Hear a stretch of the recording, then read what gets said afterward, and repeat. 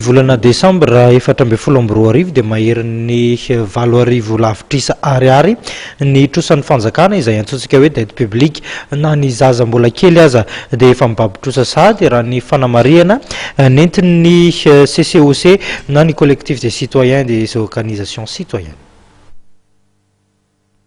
Mahatratra 12 sy 720 faingo 4 lavitrisa ariary ny tros na ny dette publique ny fanjakana malagasy.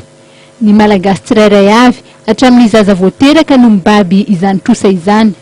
Resaka trosa tsara fantatsika fa hatramin'ny ankizy voateraka dia efa mibaby enina sy 3 hetsy ray milanja ny malagasy amin'izao fotoana izao.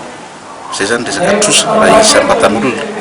Raha ohatra indray fomba hoe hatramin'ny vintsika mandoa trosa amintsika amin'ny resaka izao dia mbola mandoa trosa tsika izao hatramin'ny 520. Zany izao ny trosantsika amin'izao fotoana eto Madagasikara. Rehefa mamoaka maro-drefitra an'izay tsika dia hoe manao moa zany zay zavatra betsaka sa kely dia ny zavatra azontsika jerena dia misy ny olona be trosa indrindra zao eto ambonin'ny tany dia ny Japon. Tsika zany eo amin'ny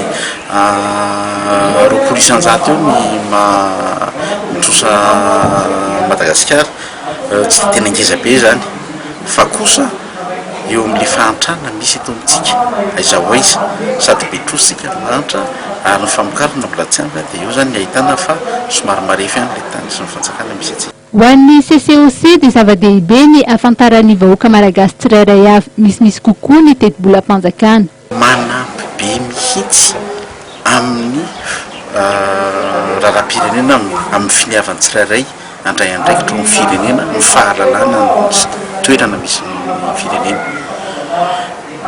Rehefa fantatsika hoe ohatra hoe be trositsika na betsaka ny vola ilain'ny fanjakana ahafahany manatanteraka asa dia raha raisitsika tsotsotra fotsiny zay zavatra dia mety mazotsika ny andohitra. Raha ohatra fantatsika ihany koa fa ingetra ao alohanao iny dia mivadika misy fiantraikany ao anatin'ny fiainantsika andavanandro. Ny fahafantarana zany dia ahafahantsika avy eo mijery hoe miasa tsara ve sa tsy miasa tsara ny fanjakana, mivondroboaka tsara-pahafiana rehetra zay misy amin'ny toerana ve manao ny tokony atao sa tsy.